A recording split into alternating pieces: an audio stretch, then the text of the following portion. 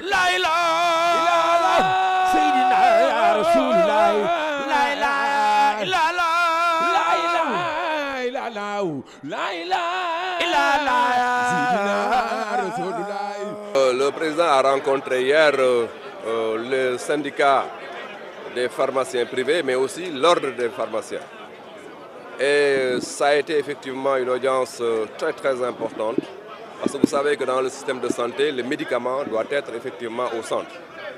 Et le chef de l'État a tout à fait compris le message des pharmaciens, et tout à fait en phase d'ailleurs avec eux, parce que c'est lui-même qui a lancé de manière officielle au King Fahd le combat contre le faux médicament. Il a aussi personnellement demandé à ce que, pour la première fois d'ailleurs dans l'histoire politique du Sénégal, que l'on inscrive dans le budget du ministère de la Santé une ligne de 200 millions pour le combat du faux médicament. Et a mis en place un comité national de lutte contre le faux médicament et l'a installé au niveau du ministère de la Santé. La volonté donc est une volonté extrêmement affichée. Il a réitéré hier aux pharmaciens pour leur dire que le combat est le combat d'abord de l'État avant d'être le combat des pharmaciens, parce que c'est l'État par une loi qui a donné aux pharmaciens le monopole de la vente du médicament.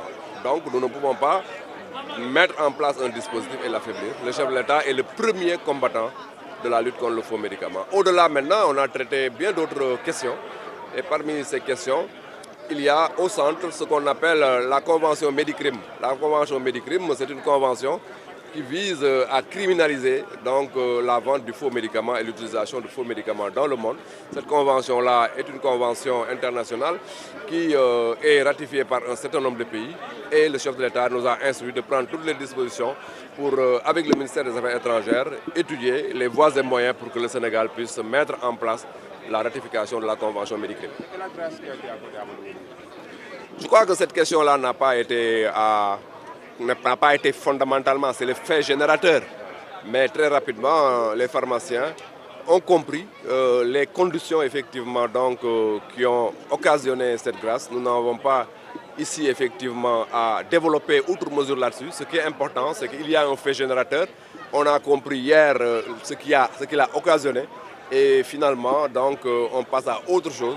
Cette autre chose-là, c'est combattre systématiquement tout ce qui peut affaiblir le médicament dans notre pays. Et ce combat-là a pour commandant, a pour capitaine, a pour général même, j'allais dire, le chef de l'État, son Excellence Macky Sall. Et nous sommes les soldats, nous-mêmes en tant que ministère de la Santé, mais la communauté des pharmaciens, que ce soit les pharmaciens privés, les pharmaciens du public, mais aussi tout ce qui est biologiste pharmacien. Nous sommes tous effectivement en rang de bataille, mais c'est un combat multisectoriel.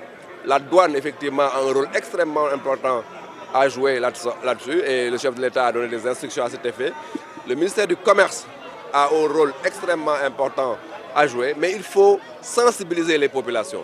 Quel que soit le rôle des acteurs, si au niveau des populations la sensibilisation ne passe pas, ça ne va pas effectivement être installé dans la conscience collective nationale pour être vraiment un argument que les populations donc elles-mêmes à la base vont porter pour combattre déjà au niveau communautaire le faux médicament.